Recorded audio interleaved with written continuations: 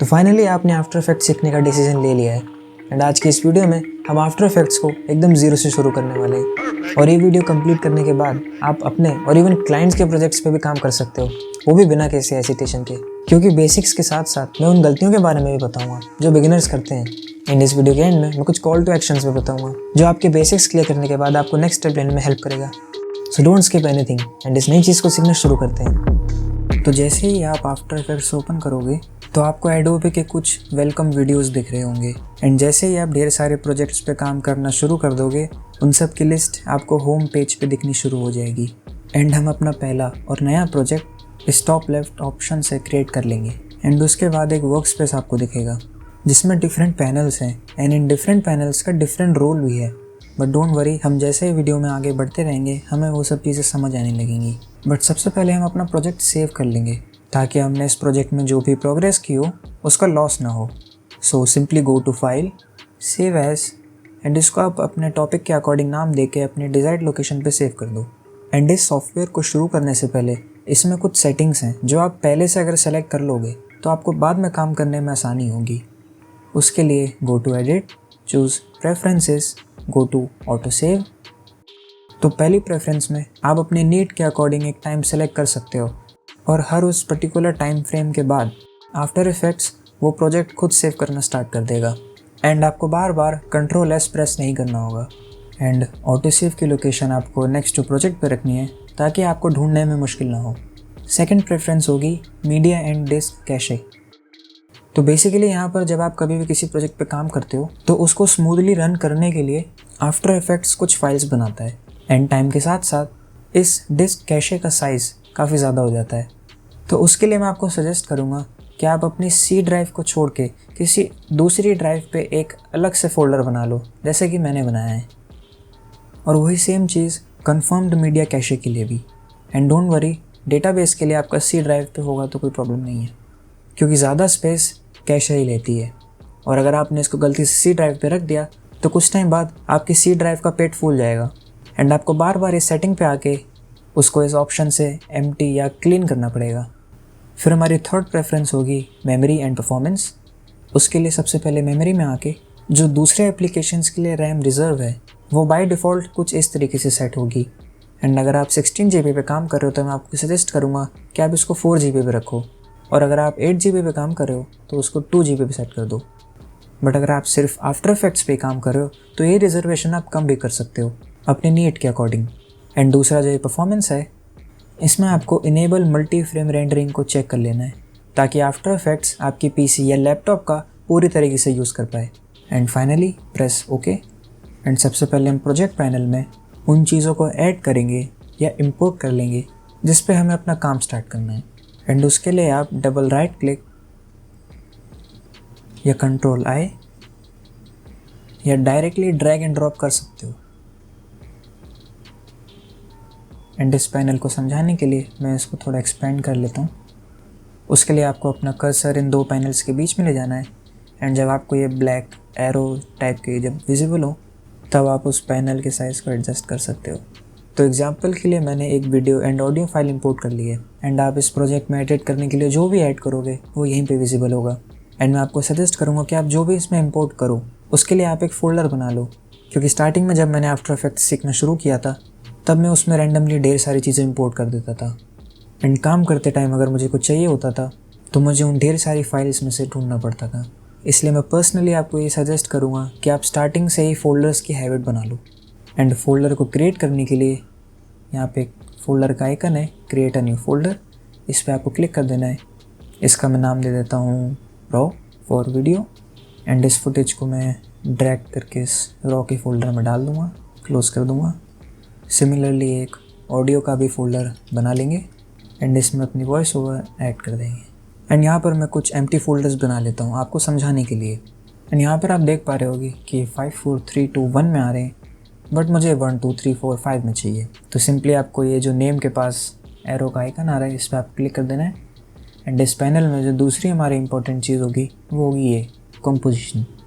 Composition after effects में वो important चीज़ होती है जिसमें हम अपना सारा काम करते हैं एंड इसको क्रिएट करने के काफ़ी सारे तरीके हैं। तो आपको ये फोल्डर के राइट साइड में जो आइकन आ रहा है इस पर क्लिक करना है एंड कुछ इंपॉर्टेंट चीज़ों पर ध्यान देना है, like a width and height आपके एंड रिजल्ट के रेजोल्यूशन को डिफाइन करेगा।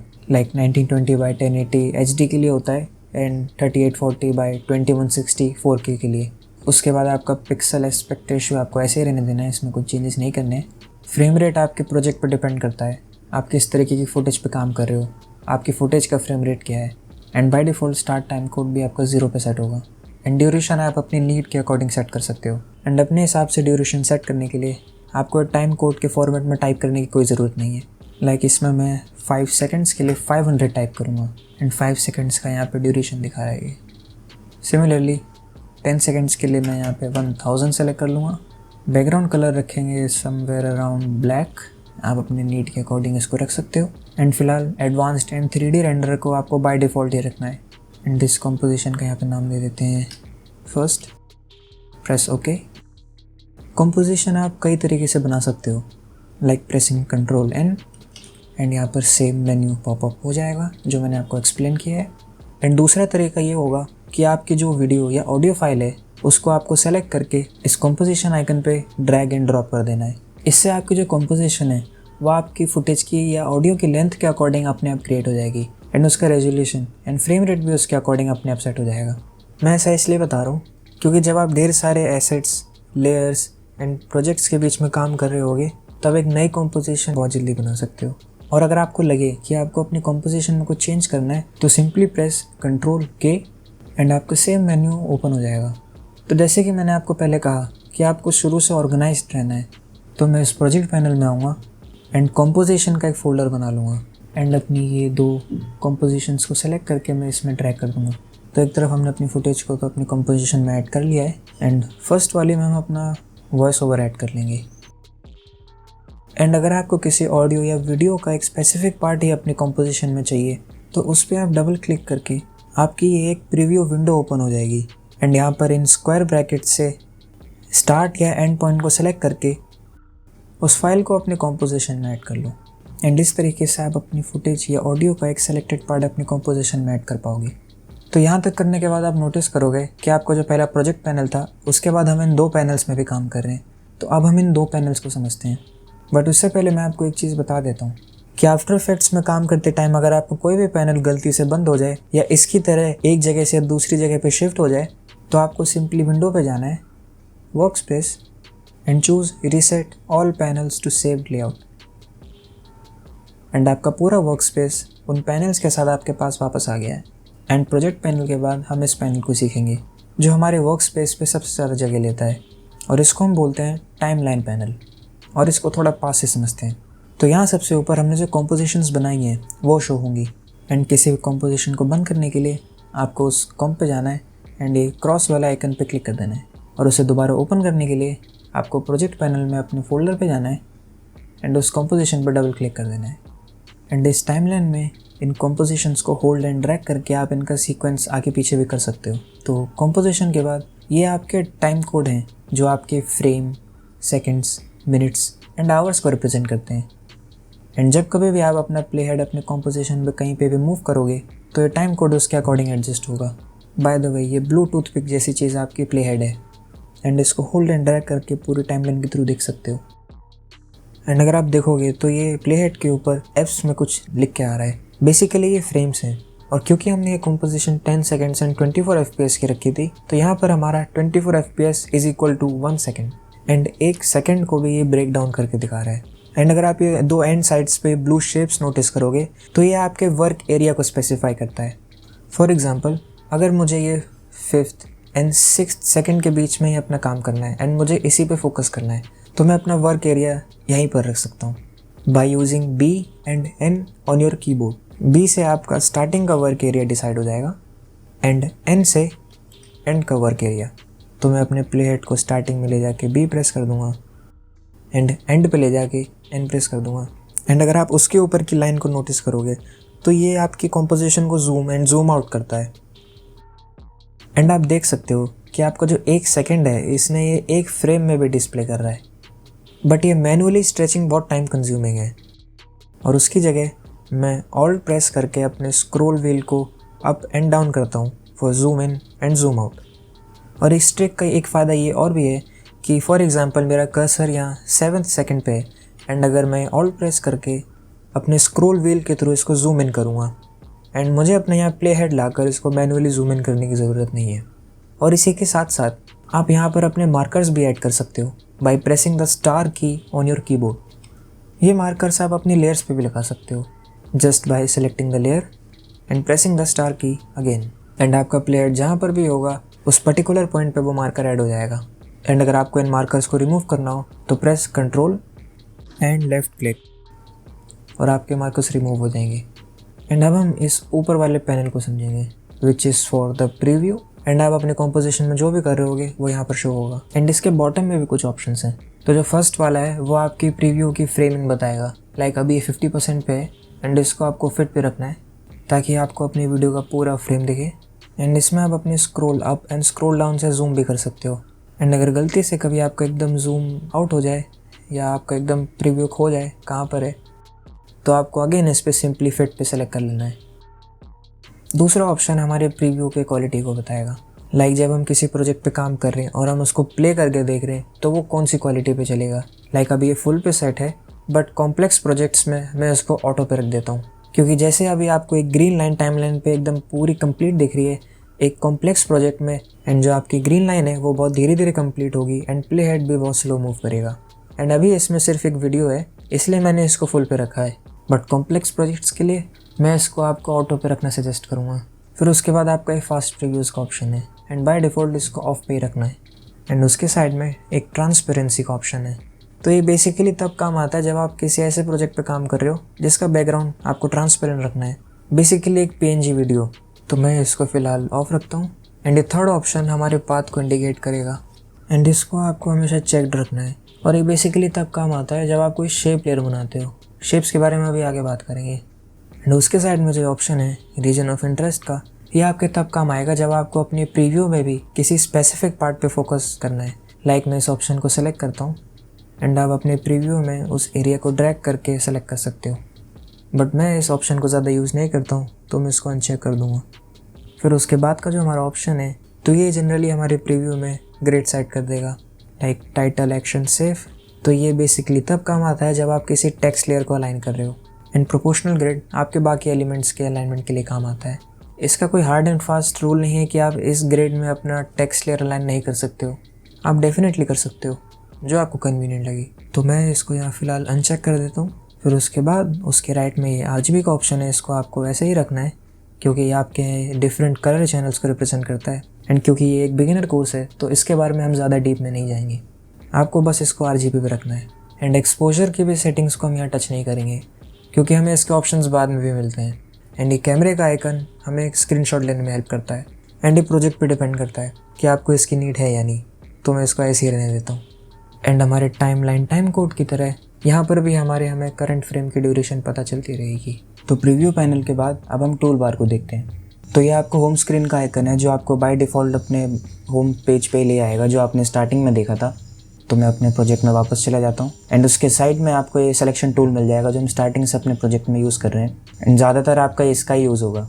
एंड देन उसके साइड में हैंड टूल, बट इसको मैं यहाँ से सेलेक्ट करके यूज़ करना पसंद नहीं करता हूँ। रेदर देन मैं स्पेस बार अपना यूज़ करता हूँ जिसमें मैं अपना स्पेस बार होल्ड करके एंड अपने माउस से इसको ड्रैग कर सकता हूँ। फिर उसके साइड में जूम टूल, एंड इसको भी मैं स्क्रॉल व्हील के थ्रू यूज़ करता हूँ rather than using it from here. And आपने टाइमलाइन में भी देखा ही था कि मैंने कैसे आपको ऑल्ट क्लिक करके एंड स्क्रॉल व्हील का यूज़ करके इसको जूम करना बताया था। एंड यहाँ पर भी मैं स्पेस बार होल्ड करके हैंड टूल का यूज़ करूँगा। एंड जो है आपके 3 ऑप्शन है जो ग्रेड आउट हैं ये आपकी 3D में काम आते हैं। एंड इसको मैं एक डेडिकेटेड 3D वीडियो में कवर करूँगा।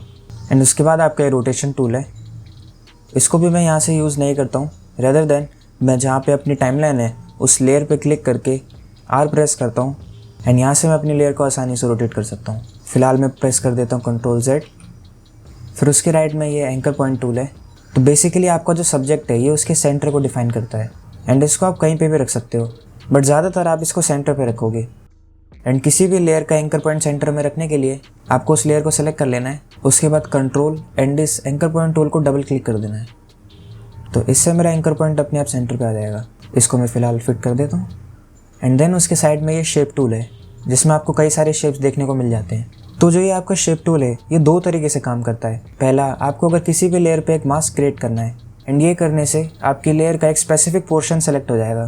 फिलहाल मैं इसको कंट्रोल Z कर देता हूँ। एंड जो इसका दूसरा यूज़ केस है उसमें आपका एक नॉर्मल शेप क्रिएट होगा एंड उसके लिए मैं इस लेयर को डीसेलेक्ट कर लेता हूँ, वरना ही उस पर मास्क बना देगा। एंड जैसे ही मैंने इसे डीसेलेक्ट किया मेरे कर्सर के पास एक स्टार आइकन आ गया एंड एक शेप को डिफाइन करता है। एंड यहाँ पे दो ऑप्शंस भी आपको देखने को मिलेंगी। तो ये मैं फिल पे क्लिक करके इसको एक सॉलिड कलर दे सकता हूँ, ग्रेडियंट भी। एंड ग्रेडियंट भी दो तरीके के, एक ग्रेडियंट और एक लीनियर। फिलहाल इसको हम सॉलिड पे रखते हैं एंड ओके कर देता हूँ मैं। एंड इसका कलर चेंज करने के लिए जो ये आपका ब्लैक आइकन आ रहा है कलर्स का, इस पर मैं क्लिक कर दूंगा एंड यहाँ से मैं कोई भी रैंडम कलर ले लेता हूँ। या आप चाहो तो इस ड्रॉपर टूल से भी किसी भी एरिया से कलर पिक कर सकते हो। तो मैं यहाँ से इसका कलर पिक कर लेता हूँ एंड इसको मैं ड्रैग करके एक शेप बना लेता हूँ। दूसरा ऑप्शन आपका स्ट्रोक का है। इसमें भी सेम आपको एक सॉलिड, ग्रेडियंट एंड नल का ऑप्शन मिल जाता है। तो अगर आपको स्ट्रोक नहीं रखना हो तो आप सिंपली इसको सेलेक्ट कर सकते हो। फिलहाल मैं इसको सॉलिड पे रखता हूँ एंड इसका कलर भी मैं यहाँ पे इसको सेलेक्ट करके चेंज कर सकता हूँ। एंड इस स्ट्रोक की थिकनेस एडजस्ट मैं यहाँ से कर लेता हूँ, just for an example. And अगर कभी मुझे एक शेप के अंदर एक मास्क बनाना हो तो उसके लिए आपको यहाँ पे ऑप्शन टूल क्रिएट्स मास्क मिल जाएगा, इस पर क्लिक कर देना है। एंड इस पर आप आसानी से एक मास्क बना सकते हो जैसे हमने वीडियो पे बनाया था। फिलहाल मैं इसे कंट्रोल Z कर देता हूँ। उसके बाद ये पेन टूल है एंड इसके अंदर भी काफ़ी ऑप्शंस हैं, बट हम सिर्फ पेन टूल को देखने वाले हैं। एंड एक पेन टूल का काम शेप टूल की तरह ही होता है। लाइक अगर मैं अपनी फुटेज सेलेक्ट कर लेता हूँ तो यहाँ कर्सर पे एक मास्क आइकन आ गया है एंड अगर मैं इसको एक डीसेलेक्ट कर लूँगा तो शेप का आ जाएगा। पेन टूल में बस आपको एक ये फ्रीडम मिल जाती है कि इसमें आप अपने चॉइस के अकॉर्डिंग शेप बना सकते हो। बाकी इसके यूज़ केसेस भी शेप टूल की तरह ही सेम है। एंड आप चाहो तो इनके पॉइंट्स को यहाँ से एडजस्ट कर सकते हो, इनकी राउंडनेस एंड ऑल। तो फिलहाल मैं इन दोनों लेयर्स को डिलीट कर देता हूँ। एंड उसके बाद हमारा टेक्स्ट टूल है। इसके अंदर आपको हॉरिजॉन्टल एंड वर्टिकल दोनों मिल जाते हैं। वर्टिकल को यूज़ ज़्यादा करता नहीं है तो मैं इसको प्रीफर करूँगा आप इसको हॉरिजॉन्टल पे ही रखो। एंड स्क्रीन के किसी भी एरिया पे क्लिक करके आप अपना टेक्स्ट टाइप कर सकते हो। इसके बारे में हम आगे और डिस्कस करेंगे। टेक्स्ट के बाद यहाँ पे एक ब्रश टूल भी मिल जाएगा। एंड इस टूल को यूज़ करने के लिए आपको जो कंपोजिशन का प्रीव्यू है ये उसमें काम नहीं करेगा। उसके लिए आपको इस फुटेज की प्रीव्यू में जाना होगा। तो उसको मैं डबल क्लिक कर लेता हूँ एंड इसको आप कुछ इस तरीके से यूज़ कर सकते हो। बट ये टूल इतना पॉपुलर नहीं है तो हम इसको ज़्यादा डिस्कस नहीं करेंगे। एंड इस पैनल को यहाँ बंद कर देते हैं। एंड इसको हटाने के लिए मैं कंट्रोल Z कर देता हूँ। ब्रश टूल के बाद आपको एक क्लोन स्टैम्प टूल है। इसको भी यूज़ करने के लिए मैं इस फुटेज को इस प्रीव्यू में ले आता हूँ। एंड बेसिकली क्या करता है, ये आपको एक एरिया का सैंपल लेना होता है एंड फिर ये उस सैंपल को एज अ ब्रश यूज़ करके पूरे एरिया पे पेंट करना शुरू कर देता है। उस सैंपल को लेने के लिए आपको ऑल्ट प्रेस करना है। लाइक मैं वॉल का सैंपल ले लेता हूँ एंड अगर मैं इसको अपने फेस के ऊपर पेंट करना शुरू कर दूँ तो ये पूरा बैकग्राउंड लेना शुरू कर देगा। एंड ये कुछ प्रोजेक्ट्स में काफ़ी यूज़फुल होता है एंड इसको हम एडवांस लेसन्स में कवर करेंगे। तो फिलहाल मैं इसे कंट्रोल Z करके वापस ले आता हूँ। एंड उसके राइट में है इरेजर टूल। तो बेसिकली आपने जो भी इस पर ब्रश यूज़ किया होगा ये उसको इरेज करने के लिए है। एंड फिर उसके राइट में है रोटो ब्रश टूल। ये काफ़ी काम आता है एंड बहुत पॉपुलर भी है क्योंकि इस टूल को यूज़ करके आप अपने सब्जेक्ट को बैकग्राउंड से अलग कर सकते हो। तो मैं इसको यहाँ बंद कर देता हूँ एंड इस फर्स्ट वाली कॉम्पोजिशन डिलीट कर देता हूँ क्योंकि इसको हमने पहले एक कॉम्पोजिशन में लिया हुआ है। इसको मैं डबल क्लिक कर दूँगा एंड रोटो ब्रश टूल मेरा सेलेक्टेड है। एंड सिंपली आपको अपने सब्जेक्ट को सेलेक्ट कर लेना है। मेक श्योर आपका जो प्ले हेड है वो आपके फर्स्ट फ्रेम पर हो। एंड पेज डाउन करने से आप अपने टाइमलाइन में एक फ्रेम आगे या पीछे जा सकते हो। एंड इन केस कभी आपसे कोई एक्स्ट्रा पार्ट सेलेक्ट हो जाए लाइक दिस तो आपको ऑल्ट प्रेस करना है एंड आपका कर्सर ग्रीन से रेड हो जाएगा विद माइनस। एंड फिर आपको बस ये फ्रीज पे क्लिक कर देना है एंड इस फुटेज के प्रीव्यू को हम बंद कर देंगे। एंड हमारा सब्जेक्ट जो है वो बैकग्राउंड से सेपरेट हो गया है। इसकी कुछ सेटिंग्स आप ये इफेक्ट कंट्रोल्स के पैनल में चेंज कर सकते हो जो प्रोजेक्ट के राइट में होगा। एंड सिर्फ रोटो ब्रश का इफेक्ट नहीं, आप जितने भी इफेक्ट्स डालोगे उन सबको आप यहाँ से कंट्रोल कर सकते हो। And feel free to play with the settings. तो हम अपने टूल बार पे वापस आते हैं। हमारा लास्ट टूल है पपेट टूल। तो बेसिकली पपेट टूल आपके सब्जेक्ट पे कुछ पिन पॉइंट्स बना लेता है। एंड इसको एक्सप्लेन करने के लिए मैं इसमें एक 2D इमेज इंपोर्ट कर लूँगा एंड इस इमेज को मैं इमेजेस फोल्डर में डाल दूँगा। अगेन पहले की तरह आपको इन सबको ऑर्गेनाइज रखना है। एंड इसका मैं स्केल कम कर लेता हूँ by pressing S। And puppet tool use करके मैं इस पे पॉइंट्स बना लूँगा। ये 2D एनिमेशंस में काफ़ी काम आता है। ओके, तो हमने टूल बार में टूल्स को समझ लिया है। एंड उसके बाद अगर आप राइट में देखोगे तो काफ़ी छोटे छोटे पैनल्स आपको देखने को मिल जाते हैं। एंड ये ज़रूरी नहीं है कि एक टाइम पे आपके ये सारे पैनल्स काम आएंगे। एंड इसमें से कुछ एडवांस्ड भी हैं जो हम आगे की वीडियोस में कवर करेंगे। सबसे पहला है प्रॉपर्टीज़। तो बेसिकली आपको यहाँ पे अपनी जो भी लेयर है उसके ट्रांसफॉर्म कंट्रोल्स मिल जाएंगे। ट्रांसफॉर्म कंट्रोल्स का यहाँ पे मतलब है ये जो वैल्यूज़ हैं like anchor point, position, scale, rotation and opacity, ये सब हमारी ट्रांसफॉर्म को इंडिकेट करती हैं। बट ज़्यादातर मैं आपको सजेस्ट करूँगा अब इनको टाइमलाइन पे एडजस्ट करो। तो टाइमलाइन पे इन प्रॉपर्टीज़ को ओपन करने के लिए एंकर पॉइंट के लिए होगा A, पोजीशन के लिए होगा P, स्केल के लिए होगा S, रोटेशन के लिए R एंड ओपेसिटी के लिए T। एंड इन सारी प्रॉपर्टीज़ को एक साथ देखने के लिए मैं यहाँ पे शिफ्ट प्रेस करके कोई भी एक प्रॉपर्टीज से स्टार्ट करके बाकी जो दूसरी प्रॉपर्टीज़ हैं उनका शॉर्टकट प्रेस करना स्टार्ट कर दूँगा। तो एंकर पॉइंट मैंने आपको बता दिया है। पोजीशन में x एंड y वैल्यूज़ हैं। सिंपल वर्ड्स में समझें तो ये आपके लेयर को हॉरिजॉन्टली मूव करेगी। एंड ये जो y वैल्यू है या जो ये दूसरी वैल्यू है एंड ये वर्टिकली इसकी पोजीशन चेंज करेगी। एंड स्केल भी काफ़ी बेसिक है, इससे आपका ऑब्जेक्ट जो है वो छोटा बड़ा होगा। रोटेशन भी काफ़ी इजी टू अंडरस्टैंड है, इससे आपकी लेयर ऑब्वियसली रोटेट होगी। एंड ओपेसिटी से आपकी लेयर की ट्रांसपेरेंसी एडजस्ट होगी। तो हम इन पैनल्स पे वापस आते हैं। उसके बाद है इन्फो, जो आपके कुछ न्यूमेरिकल वैल्यूज़ देगा जहाँ पे आपका कर्सर उस पर्टिकुलर टाइम पे मूव कर रहा होगा। इसको मैं ज़्यादा यूज़ करता नहीं हूँ। उसके बाद है ऑडियो। एंड इस पैनल को हम अपनी ऑडियो लेयर्स के साथ यूज़ करेंगे to adjust their volumes. And transform property की तरह इसको भी आप अपने टाइमलाइन में चेंज कर सकते हो। प्रेस L ताकि आप उनके ऑडियो लेवल्स को चेंज कर पाओ। एंड L को 2 बार प्रेस करने से आपके ऑडियो वेव फॉर्म्स खुल जाएंगे लाइक दिस। ऑडियो के बाद है इफ़ेक्ट्स एंड प्रीसेट्स। तो आफ्टर इफेक्ट्स का सारा जादू इन इफेक्ट्स में छुपा है। एंड यहाँ पे आपको ढेर सारी इफेक्ट्स की लाइब्रेरी मिल जाएगी। एंड जब आप फर्स्ट टाइम आफ्टर इफेक्ट्स को यूज़ कर रहे होगे तो मेरी इफेक्ट लाइब्रेरी से इसमें कुछ आपको इफेक्ट्स अलग दिखेंगे, क्योंकि यहाँ पर कुछ प्रीसेट्स बेस्ड इफेक्ट्स हैं। एंड प्रीसेट्स के ऊपर मैं एक अलग से वीडियो बनाऊँगा। And again feel free to experiment with these effects.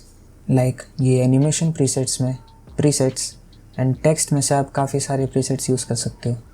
मैं एक टेक्स्ट टूल से यहाँ टेक्स्ट टाइप कर लेता हूँ एंड यहाँ से मैं एनिमेटिंग इस पर ड्रैग कर दूँगा लाइक दिस।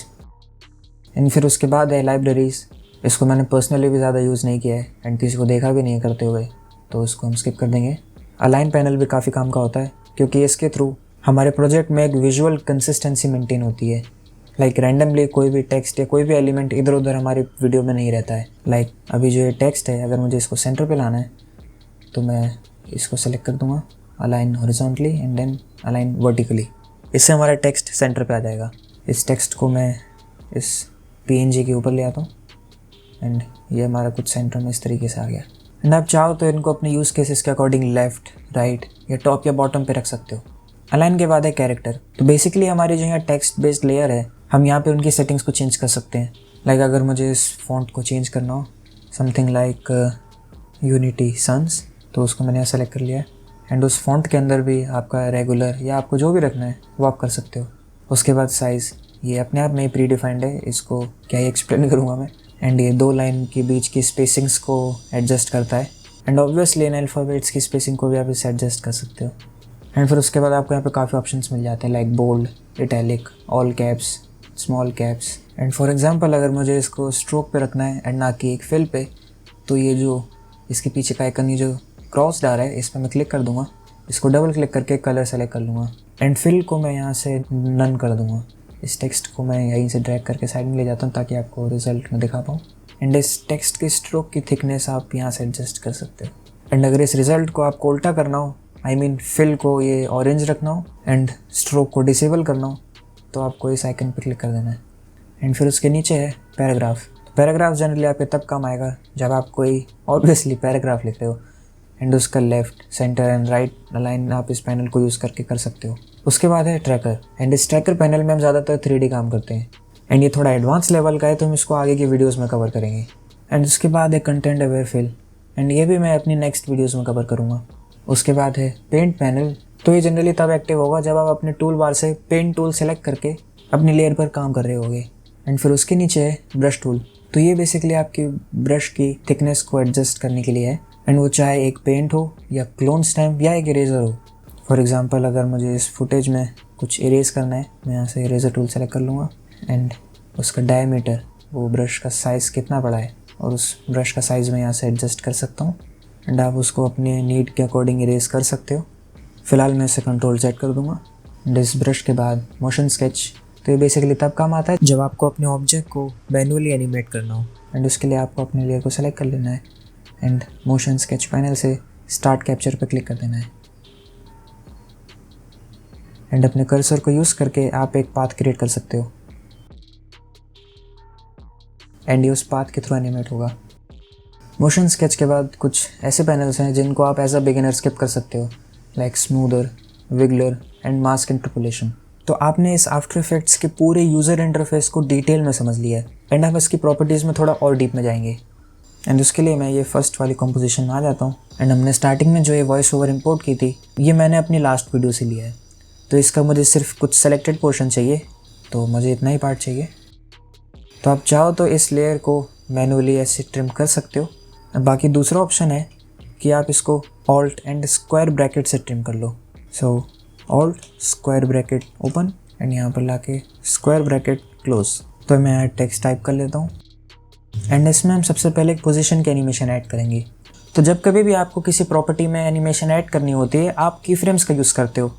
तो मैं इस पोजीशन पे एनिमेशन ऐड करने के लिए इस स्टॉप वॉच आइकन पे क्लिक कर दूंगा एंड इस की फ्रेम को आगे ले जाऊंगा एंड मैं जैसे ही कोई भी वैल्यू चेंज करूंगा इसमें अपने आप की फ्रेम ऐड हो जाएगा एंड स्टार्टिंग में हमारी एनिमेशन नीचे से आएगी।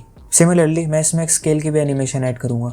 तो simply press S and then starting पे ले जाके इसको मैं 0 करूंगा, समथिंग लाइक दिस। अगेन इसमें मैं एक रोटेशन का भी कर लेता हूँ।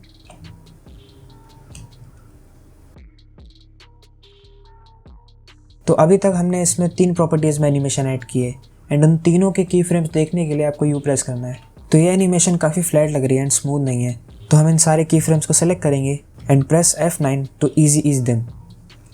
इससे हमारी एनिमेशन थोड़ी स्मूथ हो जाएगी, लाइक दिस।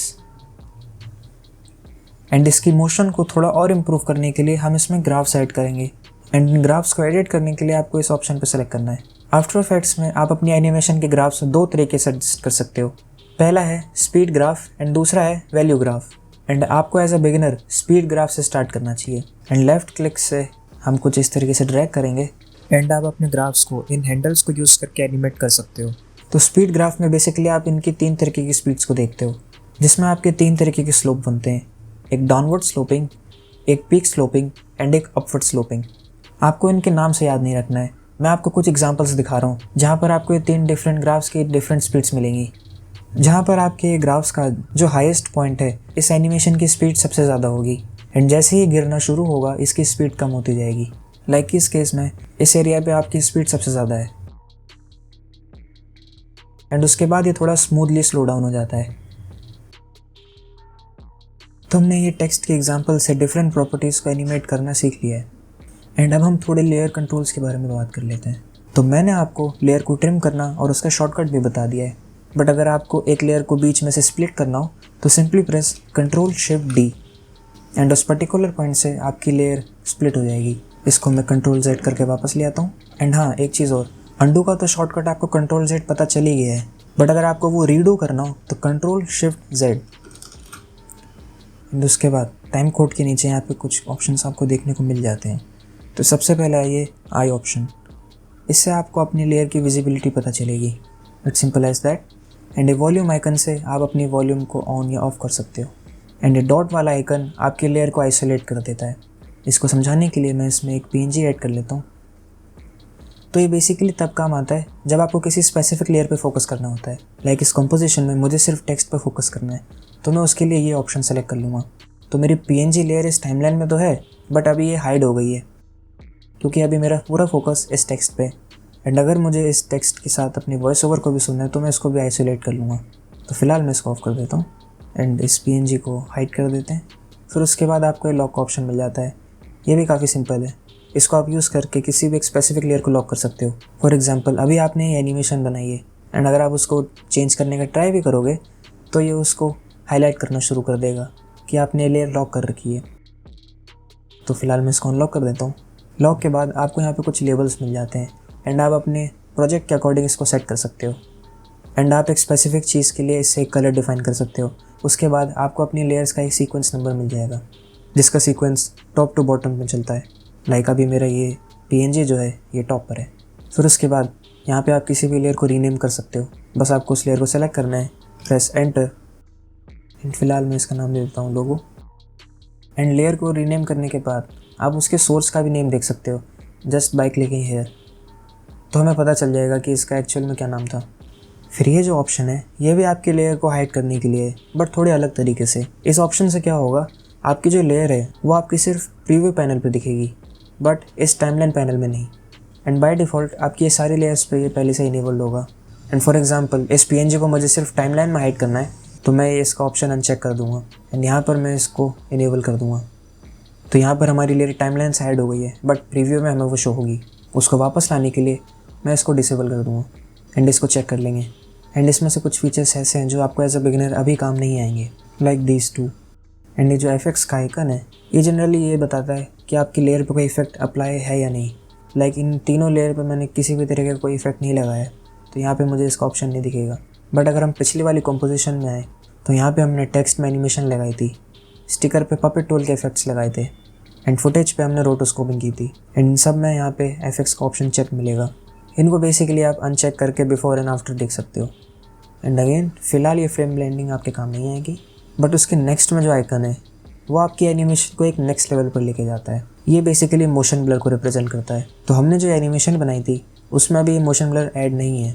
एंड आपको अगर किसी भी लेयर पे ऐड करना हो, सिंपली आपको इस ऑप्शन को चेक कर लेना है एंड इस स्टिकर को हाइड कर देते हैं, तो इससे आपको ये डिफरेंस पता चल जाएगा।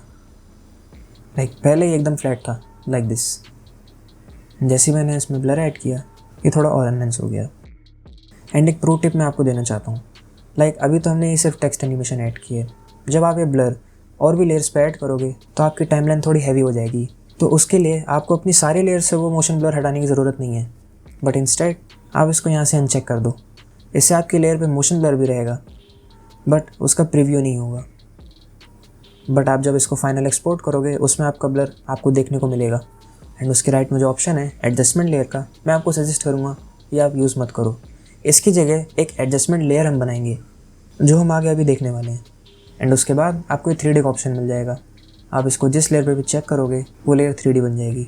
एंड उसके डिफरेंट कंट्रोल्स आपको यहाँ देखने को मिलेंगे। एंड 3D के लिए हम अलग वीडियो में बात करेंगे। एंड उसके बाद ये आपको ढेर सारे ब्लेंडिंग मोड्स देखने को मिल जाते हैं। And feel free to experiment with them. And उसके बाद ये ट्रैक मैट के जो ऑप्शंस हैं ये भी अपने आप में एक वास्ट टॉपिक है एंड इसके बारे में भी मैं एक डेडिकेटेड वीडियो बनाऊंगा। And you can leave that for now. And अगर आपको ये ऑप्शंस विजिबल नहीं है तो मेक श्योर आपने बॉटम में इन दोनों को सेलेक्ट कर रखा हो। एंड उसके बाद ये जो पेरेंट एंड लिंक का ऑप्शन है, तो इससे क्या होगा, आपकी जो एक लेयर है वो एक दूसरी लेयर को फॉलो कर सकती है। एंड फॉर एग्जांपल अगर मुझे इस PNG की मोशन को अपनी टेक्स्ट के मोशन के साथ मैच करना है तो ये जो आपका कर्वी या वेवी जो भी आइकन है ये इसको पकड़ के इस पर छोड़ देना है। एंड इस लिंकिंग प्रोसेस को हम पिक विप करना बोलते हैं। तो आप देख सकते हो हमारा PNG भी सेम मोशन में मूव कर रहा है। एंड इसको हटाने के लिए आपको सिंपली यहाँ पे जाके नन पे सेलेक्ट कर लेना है। अब हम लेयर्स के बारे में थोड़ी और बात कर लेते हैं। तो अभी तक हमने audio, video and text layers देख लिए हैं, बट मैं आपको कुछ लेयर्स के बारे में और बताना चाहता हूँ जो आपके काम में हेल्प कर सकती हैं। एंड उन लेयर्स को अपनी कंपोजिशन में ऐड करने के लिए आपको राइट क्लिक करना होगा, go to new, choose solid and then null object and adjustment layers. तो मैंने ये लेफ़्ट क्लिक करके न्यू में जाके बस 3 लेयर्स को ऐड किया है। तो बाकी जो लेयर्स हैं लाइक टेक्स्ट की वो हमारा ऑलरेडी एडिड है। लाइट एंड कैमरा हमारे 3D में कवर होगा। शेप लेयर भी हमने शेप टूल से समझ लिया था। एंड ये content aware, Photoshop and max and cinema ये थोड़े एडवांस लेवल के हैं, इस पर हम अभी बात नहीं करेंगे। तो जो आपके वर्क फ्लो में काम आएंगे वो बेसिकली ये 3 लेयर्स हैं। सबसे पहले ये सॉलिड लेयर। सॉलिड लेयर जैसे कि नाम है सॉलिड, इसमें हमारा एकदम फ्लैट बैकग्राउंड होगा। इसको मैं पीछे लेके आ जाता हूँ। तो इस लेयर को ऐड करने का मेरा मोटिव क्या था, आपको याद होगा मैंने आपको प्रीव्यू मॉनिटर में बताया था कि ट्रांसपेरेंसी आइकन तब काम आता है जब आप ट्रांसपेरेंट वीडियो पे काम कर रहे हो। तो अगर मैं इस ऑप्शन को चेक करूँगा तो मेरा बैकग्राउंड पूरी तरीके से फिल है। एंड अगर मैं सॉलिड को बंद कर दूँ तो यहाँ पे आपको ट्रांसपेरेंसी दिखेगी। आपको एक सॉलिड कलर से एक्स्ट्रा कंट्रोल मिल जाता है। फिर उसके बाद मैंने इसमें एडजस्टमेंट लेयर ऐड की थी। ये एडजस्टमेंट लेयर बेसिकली वही काम करती है जो मैं आपको इस पैनल में बता रहा था। एंड इसलिए मैं पहले आपको एक ऑप्शन भी अनचेक करने के लिए कह रहा था, क्योंकि इसके थ्रू आप एक डेडिकेटेड एडजस्टमेंट लेयर पे काम करोगे। एंड अगर आप मेरी पुरानी वीडियोस देखोगे तो उसमें मैं फिनिशिंग टचेस एडजस्टमेंट लेयर्स के थ्रू ही देता हूँ, क्योंकि एडजस्टमेंट लेयर एक ट्रांसपेरेंट लेयर है। तो हमारी जो लेयर्स हैं हम उसमें इंडिविजुअल इफेक्ट्स तो डालेंगे ही अपनी थीम के अकॉर्डिंग, बट अगर हमें पूरी ओवरऑल कॉम्पोजिशन पे कुछ ऐड करना है तो हम एडजस्टमेंट लेयर्स का यूज़ कर सकते हैं। फॉर एग्जांपल अगर मुझे इस पूरी कॉम्पोजिशन में ब्लैक एंड वाइट थीम चाहिए तो यहाँ मैं इफेक्ट्स एंड प्रीसेट्स में जाके सर्च करूँगा ह्यू एंड सैचुरेशन, जिसको मैं ड्रैग एंड ड्रॉप कर दूँगा इस एडजस्टमेंट लेयर पे। एंड आपका जो भी इफेक्ट्स का कंट्रोल है वो यहाँ पे इस पैनल में होगा, जैसे हमने रोटोस्कोपिंग के लिए किया था। एंड मैं मास्टर सैचुरेशन को -100 पे कर दूँगा। इस PNG का साइज़ मैं थोड़ा कम कर देता हूँ ताकि आपको ये टेक्स्ट पे भी इम्पैक्ट दिखे। अब मैं चाहता तो ये ह्यू एंड सैचुरेशन का जो इफेक्ट है मैं अलग से PNG और अपने टेक्स्ट पे डाल सकता था, बट अगर मेरे कॉम्पोजिशन में और भी लेयर्स हुई तो ये प्रोसेस मैं दोबारा नहीं करना चाहता, इसलिए मैंने इस एडजस्टमेंट लेयर पर ही ये इफेक्ट ऐड करके अपनी पूरी कॉम्पोजिशन को मैनिपुलेट किया है। एंड उसके बाद जो मैंने ये नल लेयर बनाई थी ये भी लगभग एडजस्टमेंट लेयर की तरह है, बस इसमें हम जो भी इफेक्ट्स ऐड करेंगे वो हमें विजिबल नहीं होगी। लाइक जो मैंने ह्यू एंड सैचुरेशन इसमें ऐड किया था, अगर ये मैं सेम इसमें भी ऐड कर दूँ एंड इस एडजस्टमेंट लेयर के इससे ऑफ कर देता हूँ FX प्रेस करके, भले ही इसमें मैंने इफेक्ट ऐड किया हुआ है फिर भी इसमें ब्लैक एंड वाइट हमें शो नहीं होगा, क्योंकि नल लेयर का मेन काम ट्रांसफॉर्म प्रॉपर्टीज़ को कंट्रोल करना है। लाइक फ़िलहाल मैं इस एडजस्टमेंट लेयर पे ये इनेबल रखता हूँ एंड इसमें से डिलीट कर देते हैं। एंड पर्सनली मैं इस नल ऑब्जेक्ट को अपनी ओवरऑल एनिमेशन को कंट्रोल करने के लिए यूज़ करता हूँ। फॉर एग्जांपल मुझे थोड़ा स्केल इन एनिमेशन चाहिए और वो इन दोनों पे आए, तो उसके लिए मैं इन दोनों पे सेपरेटली स्केल इन की एनिमेशन ऐड नहीं करूँगा एंड उसकी जगह मुझे जिस लेयर को कंट्रोल करना है उनको सेलेक्ट करके अपनी नल ऑब्जेक्ट के साथ पिक वेप कर दूँगा एंड नल ऑब्जेक्ट में जाके एस प्रेस करेंगे फॉर स्केल इन। ये जस्ट मैं आपको एग्जांपल दिखा रहा हूँ कि एक नल ऑब्जेक्ट के साथ आप कैसे काम कर सकते हो। एंड इसमें मैं की फ्रेम्स को F9 प्रेस करके ईज कर लूँगा एंड इसके ग्राफ्स को भी मैं कुछ इस तरीके से रखूँगा जैसे मैंने आपको पहले बताया था। की फ्रेम से रिलेटेड मैं आपको एक बात और बता देता हूँ, अगर आपको प्रीवियस की फ्रेम पे जाना हो तो प्रेस J एंड नेक्स्ट की फ्रेम पे जाना हो तो प्रेस K। इससे क्या होगा, अगर आपको किसी की फ्रेम पे कोई वैल्यूज़ चेंज करनी हो तो आप उस एग्जैक्ट की फ्रेम पे लैंड करोगे। तो ये जो हमारी लेयर्स इतनी सारी खुली हुई हैं इन सबको क्लोज़ करने के लिए Ctrl A प्रेस करना होगा आपको एंड किसी भी एक लेयर पे जाके आपको ये कोलैप्स वाले एरो पे आइकन पे क्लिक कर देना है। तो अब हम सीखेंगे कि हम अपने काम को कैसे एक्सपोर्ट करें एंड इसको करने के 2 ऑप्शंस हैं। पहला है एडोबी का रेंडर क्यूब एंड दूसरा है एडोबी का एक अलग सॉफ्टवेयर मीडिया एनकोडर, बट इस वीडियो के लिए मैं आपको रेंडर क्यूब समझाऊंगा। तो एक्सपोर्ट करने के लिए मैं जाऊंगा file, export, add to render cube.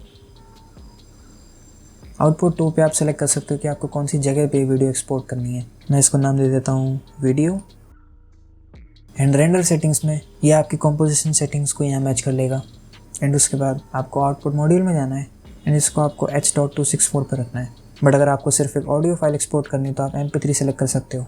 And in case अगर आपको एक PNG वीडियो एक्सपोर्ट करनी है तो यहाँ पे आपको क्विक टाइम सेलेक्ट करना होगा एंड चैनल्स में जाके RGB प्लस अल्फ़ा।